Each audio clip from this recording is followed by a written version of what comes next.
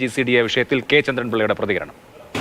Chairman ഇടപെടാൻ വേണ്ടിയാണ് ആയത് ചെയർമാനായത്. അതിൽ ഇങ്ങനെ കൊടുക്കാം, മുകളിലേക്ക് ഇരിക്കാൻ നോക്കും. ഓക്കെ പിന്നെ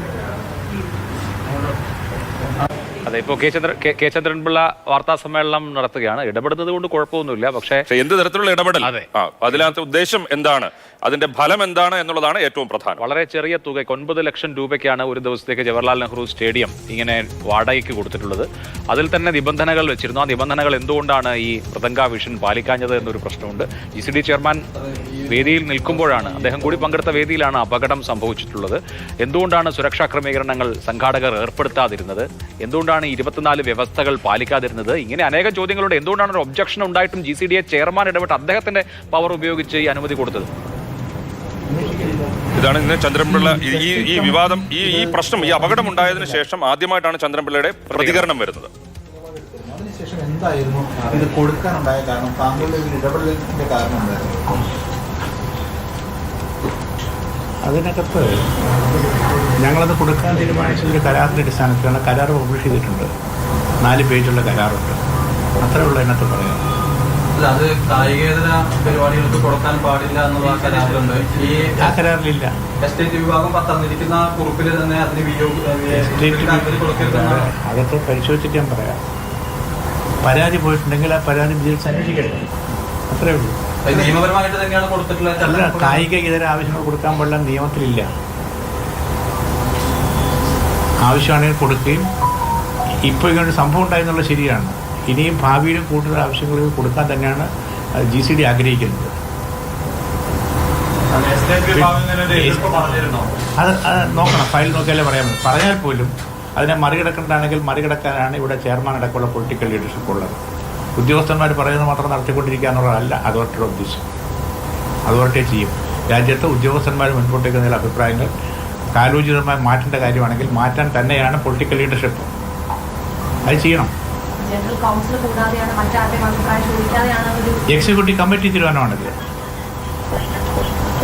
എക്സിക്യൂട്ടീവ് കമ്മിറ്റി തീരുമാനിച്ചു, കരാറുണ്ടാക്കി, കരാർ പബ്ലിഷ് ചെയ്തിട്ടുണ്ട്. ഇതൊക്കെ നിയമപരമായി ചെയ്തിട്ടുള്ള കാര്യം. ആകെ ഉണ്ടായത് ആ സംഭവമാണ്. അത് വളരെ നിർഭാഗ്യകരമാണ്. അതിൽ ഏറ്റവും നല്ല കാര്യം അവർ ആശ്വാസത്തോടെ തിരിച്ചു വരുന്നു എന്നുള്ളതാണ്. ഏറ്റവും പെട്ടെന്ന് തിരിച്ചു വരുന്നുള്ളതാണ്. അതാണ് ഏറ്റവും പ്രധാന കാര്യം. അപ്പം അത്രയേ ഉള്ളൂ. ഓക്കെ, ശരി, ഞാൻ കമ്മിറ്റിയിലേക്ക് പോട്ടെ. ഇത് കഴിഞ്ഞിട്ട് എന്തെങ്കിലും ഒരു കാര്യം കൂടി പറയാം. അതായത് ഈ അനുഭവത്തിൻ്റെ അടിസ്ഥാനത്തിൽ സ്റ്റേഡിയത്തിൻ്റെ ഇനിയുള്ള ആവശ്യങ്ങളുടെ സന്ദർഭങ്ങളിൽ സേഫ്റ്റി പ്രോട്ടോക്കോള് നിലവിലുള്ള പ്രാക്ടീസ് എല്ലാം റിവ്യൂ ചെയ്യാൻ തീരുമാനിച്ചിരിക്കുകയാണ്. വളരെ വൈദഗ്ധ്യമുള്ള ഒരു 3 അംഗ ടീമിനെ കൊണ്ട് ഈ സംഭവങ്ങളിലേക്ക് എത്തിയതിൻ്റെ പിഴവുകൾ പരിശോധിക്കാൻ ഞങ്ങൾ തീരുമാനിക്കാൻ ഉദ്ദേശിക്കുന്നു. തീരുമാനം കഴിഞ്ഞാൽ അങ്ങനെ പറയാൻ പറ്റുമെങ്കിൽ ആ നിർദ്ദേശമുണ്ട് ഉണ്ട്. തന്നെയല്ല, ഭാവി സംബന്ധിച്ച് ഒരു വളരെ ഉത്തരവാദിത്തമുള്ള സേഫ്റ്റി സെക്യൂരിറ്റി പ്രോട്ടോക്കോള് ഉണ്ടാക്കുന്നതിന് വേണ്ടി അവരുടെ നിർദ്ദേശങ്ങൾ ഞങ്ങൾ സ്വീകരിക്കാൻ പോകും. അത് കേരള സേഫ്റ്റി കൗൺസിൽ അതോറിറ്റി അവരുടെ നിർദ്ദേശങ്ങൾ എടുത്തുകൊണ്ട് അഖിലേന്ത്യാ അടിസ്ഥാനത്തിൽ വിദഗ്ധരായ ആളുകളുടെ അഭിപ്രായങ്ങളായിരിക്കും അങ്ങനത്തെ ഒരു ഫ്യൂച്ചറിലേക്കുള്ളത്. അത് സ്പോർട്സിന് സ്പോർട്സ് ഇതര ആവശ്യങ്ങൾ. ഇവിടെ സംഭവിച്ചത് കരാറിന് വിരുദ്ധമായി അഡീഷണലായി ഒരു സംവിധാനം ഉണ്ടാക്കിയതിനകത്ത് ഉണ്ടാക്കുമ്പോൾ ഉണ്ടാക്കേണ്ട അല്ലെങ്കിൽ ഉണ്ടായിരിക്കേണ്ട ഉത്തരവാദിത്തങ്ങളില്ലാതെ സേഫ്റ്റി ബാരിക്കേഡ് കൊടുക്കാതെ അത് ചെയ്തു വെച്ചതാണ്. അതൊരു തെറ്റായിപ്പോയി. അതിൻ്റെ ദോഷം നമ്മൾ കണ്ടു. അത് നിർഭാഗ്യകരമാണ്. ആവർത്തിക്കാതിരിക്കാണ് നടപടി എടുക്കാന്ന് പറയുന്നത് കരണീയമായ കാര്യം. അത് ഏറ്റവും ഫലപ്രദമായിട്ട് ചെയ്യും. ഇനി ഇത്രയേ ഉള്ളൂ. ഇത് ഞാൻ അഡീഷണൽ എസ്റ്റേറ്റ് കമ്മിറ്റി ഇപ്പോൾ സ്വാഭാവികമായിട്ടും ഇത് പരിശോധിച്ചിട്ടാണല്ലോ ഇങ്ങനൊരു കാര്യം പറയുന്നത്. അപ്പോൾ ആ ഉദ്യോഗസ്ഥർ ആ ഒരു കാര്യം പറയുമ്പോൾ സ്വാഭാവികമായിട്ടും ചെയർമാൻ എന്ന നിലയിൽ അത് അങ്ങനെ കേട്ടിരുന്നെങ്കിൽ ഇത്രയും ഒരു ഇതിലേക്ക് കാര്യങ്ങൾ പോകുക നോക്കിയിട്ട് പറയാം. ഉദ്യോഗസ്ഥന്മാർ എന്താ എഴുതിയേക്കുന്നത് നോക്കണം. ഞാൻ എല്ലാ ഫയലും അങ്ങനെ നോക്കിയിട്ടില്ല. അഥവാ ഉണ്ടെങ്കിൽ പോലും മറികടക്കാൻ ഞങ്ങൾക്ക് അവകാശമുണ്ടെന്നോ. അതിൽ പോയിന്റ് ഇത്രയേ ഉള്ളൂ. കായികേതരമായ ആവശ്യങ്ങൾക്ക് കൊടുക്കണോ വേണ്ടെന്നുള്ളതാണ്. അത് വീണ്ടും ചർച്ച ചെയ്യാം. പ്രശ്നം അതായത് ഇത് ഓൾറെഡി തന്നെ ISL മത്സരങ്ങൾക്കായി ഏപ്രിൽ മത്സരങ്ങളാണ്. അതിനുവേണ്ടി അവർക്ക് നൽകിയിരിക്കുകയാണ്. ആ നൽകിയിരിക്കുന്ന ബ്ലാസ്റ്റേഴ്സിന്റെ NOC കിട്ടിയതിന് ശേഷമാണ് ചെയ്യുന്നത്. ഈ NOC ലഭിച്ചതിന് ശേഷം പിന്നെ ഇവര് ഹാജരാക്കി. പിന്നെ ചോദിച്ചല്ലോ, കൊടുത്തല്ലോ, കിട്ടിയല്ലോ. വാടകടക്കം താങ്കളാണ് നിശ്ചയിച്ചത്. എക്സിക്യൂട്ടീവ് കമ്മിറ്റി ഇതൊരു സാമ്പത്തികമായ ഒരു അഴിമതിയൊക്കെ നടന്നിട്ടുണ്ടോ എന്നൊക്കെയാണ് പരാതിയിൽ പറയുന്നത്. പരാതിക്കാരൻ എന്തും പറയാം, പരാതി അന്വേഷിക്കുകയും വേണം. അതങ്ങനെ ചെയ്താൽ പോരെ.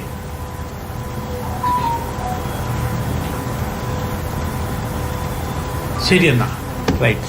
ഈ യോഗം കഴിഞ്ഞിട്ട് അത് വേണമെങ്കിൽ ഞങ്ങൾ തീരുമാനിച്ച് കത്താൻ അറിയിക്കാം, നിങ്ങളെ അറിയിക്കാം. എപ്പോഴും കാണാമല്ലോ. ഈ എക്സിക്യൂട്ടീവ് കമ്മിറ്റി അനുമതി കൊടുക്കുന്ന ഈ കമ്മിറ്റി എന്നാ ചെയർമാൻ ഓർമ്മയില്ല, നോക്കിയിട്ട് പറയാം.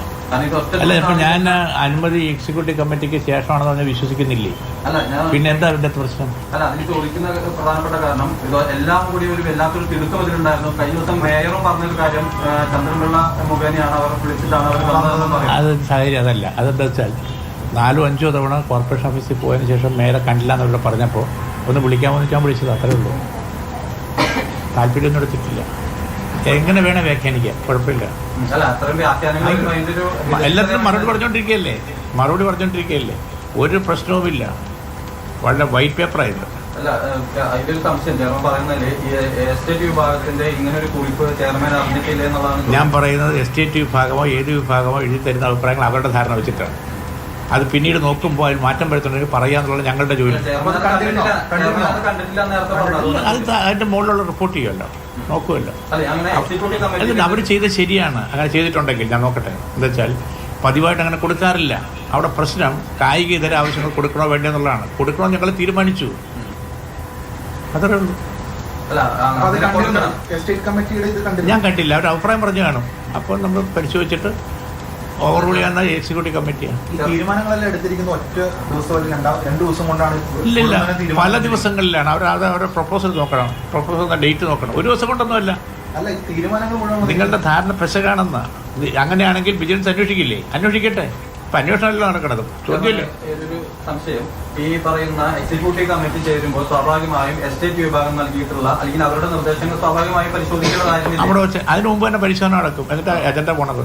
അല്ല, അപ്പോൾ ഈ എസ്റ്റേറ്റ് കമ്മിറ്റിയുടെ അല്ലെങ്കിൽ അഭിപ്രായം ഞാൻ മനസ്സിലാക്കൂ. എസ്റ്റേറ്റ് കമ്മിറ്റിക്ക് അവരുടെ ബോധ്യം വെച്ചുകൊണ്ട് അഭിപ്രായം പറയാം. പക്ഷെ അത് അന്തിമമല്ല. എന്റെ ചോദ്യം, ആ എസ്റ്റേറ്റ് കമ്മിറ്റിയുടെ തീരുമാനം ഈ എക്സിക്യൂട്ടീവ് കമ്മിറ്റി യോഗത്തിൽ ചർച്ച ചെയ്യപ്പെട്ടു എന്നുള്ളതാണ്. അപ്പോൾ ചർച്ച ചെയ്തെങ്കിൽ ചെയർമാൻ അറിയേണ്ടതല്ലേ? എക്സിക്യൂട്ടീവ് കമ്മിറ്റിയിൽ ചർച്ച ചെയ്തിട്ടാണല്ലോ തീരുമാനിക്കുന്നത്. ചെയർമാൻ അറിഞ്ഞില്ലെന്ന് ഒരു ഘട്ടത്തിലും പറഞ്ഞിട്ടില്ലല്ലോ. ചെയർമാന്റെ അറിവുണ്ടെന്നും അറിഞ്ഞുകൊണ്ട് തീരുമാനിച്ചാണ്. അറിയില്ല, എസ്റ്റേറ്റ് വിഭാഗം ഇങ്ങനെ ഒരു കുറിപ്പ് എഴുതിയിട്ടുണ്ട്, ഇങ്ങനെ കൊടുക്കാൻ പാടില്ല അല്ലെങ്കിൽ നിയമങ്ങൾ പ്രകാരം ഇത് അനുവദിക്കുന്നില്ല എന്നുള്ള. ഏത് നിയമം? ഈ പറയുന്ന അതിന് സർക്കാർ തന്നെ തീരുമാനിച്ചിട്ടുണ്ട്, കായികേതര ആവശ്യങ്ങൾക്കായി സ്റ്റേഡിയം കൊടുക്കരുതെന്നുള്ളത്. ആ കുറിപ്പ് അങ്ങനെയാണ്. അതായത് കായികേതര അവര് കുറിപ്പിനകത്തുണ്ടാവും, അങ്ങോട്ട് തീരുമാനമില്ല. അല്ല, ഞാൻ ഇങ്ങനെ അങ്ങനെ ഒരു കുറിപ്പ് എഴുതിയിട്ടുണ്ടെങ്കിൽ സ്വാഭാവികമായും എക്സിക്യൂട്ടീവ് കമ്മിറ്റിയിൽ അത് ചർച്ച ചെയ്യപ്പെടേണ്ടത്. ചർച്ചയ്ക്ക് ശേഷമാണ് ഞങ്ങൾ അത് മറികടക്കുന്നത്, തീരുമാനിക്കുന്നത്. ചെയർമാന്റെ തന്നെ 2 ഭാഷ്യങ്ങൾ അതിലുണ്ട്. കമ്മിറ്റിയുടെ കാര്യങ്ങൾ എഴുതി വെച്ചത്. ഞാൻ പറയുന്നത് കേക്ക് ഇത് തന്നെ ചർച്ച ചെയ്തുകൊണ്ടിരിക്കാൻ കുഴപ്പമില്ല. എസ്റ്റേറ്റ് കമ്മിറ്റിക്ക് അവരുടെ ബോധ്യം അനുസരിച്ച് അഭിപ്രായം എഴുതാം. പക്ഷെ അത് അന്തിമമല്ല. എക്സിക്യൂട്ടീവ് കമ്മിറ്റിയാണ് അതിൽ തീരുമാനം എടുക്കുന്നത്. ആ തീരുമാനം എടുക്കുന്നതിൽ ചെറിയ ചെയർമാൻ അടക്കമുള്ള ആൾക്ക് ഇൻവോൾവ്മെന്റ് ഉണ്ട്. അവിടെ ചോദ്യം, അതായത് സാർ തന്നെ പറയുന്നു എസ്റ്റേറ്റ് കമ്മിറ്റിയുടെ ഇത്തരത്തിലുള്ള ഒരു കുറിപ്പ് എഴുതിയത് സാർ അറിയുന്നില്ല എന്ന് പറയുന്നു. അപ്പൊ സ്വാഭാവികമായും എക്സിക്യൂട്ടീവ് കമ്മിറ്റിയിൽ പരിശോധനയ്ക്ക് വരും. എക്സിക്യൂട്ടീവ് കമ്മിറ്റി ചർച്ച ചെയ്തതിന്റെ വിശ്വാസങ്ങളെ പറയുന്നില്ല. ഞാൻ പറഞ്ഞത് ഈ എസ്റ്റേറ്റ് കമ്മിറ്റി എന്ത് എഴുതിയിട്ടുണ്ടെങ്കിലും അത് അന്തിമമല്ല. അതിൽ മാറ്റം വരുത്തുകയാണ് കെ ചന്ദ്രൻപിള്ള. എസ്റ്റേറ്റ് കമ്മിറ്റിയുടെ ഉദ്യോഗസ്ഥരുടെ അഭിപ്രായങ്ങൾ എന്ത് തന്നെയായാലും ഞങ്ങൾക്കത് മാറ്റാനുള്ള അധികാരമുണ്ട്. ഓവർ റൂൾ ചെയ്യാനുള്ള അവകാശവും അധികാരവും പൊളിറ്റിക്കൽ ലീഡർഷിപ്പിന് ഉണ്ട് എന്നാണ് പറയുന്നത്. അഭിലാഷ്, ഒറ്റ ഒരു കാര്യം, അത് നമ്മുടെ നാട്ടിൽ ഇപ്പോൾ സർക്കാരുകളാണെങ്കിലും മറ്റു ഇത്തരത്തിലുള്ള സംവിധാനങ്ങളാണെങ്കിലും അവിടെ എല്ലാം പൊളിറ്റിക്കൽ ലീഡർഷിപ്പ് ഉള്ളിടത്ത് അത് അവർക്ക് അങ്ങനെ അവകാശമുണ്ട്, അധികാരമുണ്ട്. പക്ഷേ അങ്ങനെ അവകാശവും അധികാരവുമുള്ള പൊളിറ്റിക്കൽ ലീഡർഷിപ്പ് ഉദ്യോഗസ്ഥന്മാർ ശരിയായ രീതിയിൽ കാര്യങ്ങൾ ചെയ്യുന്നു എന്നുള്ളത് ഉറപ്പാക്കണ്ടേ?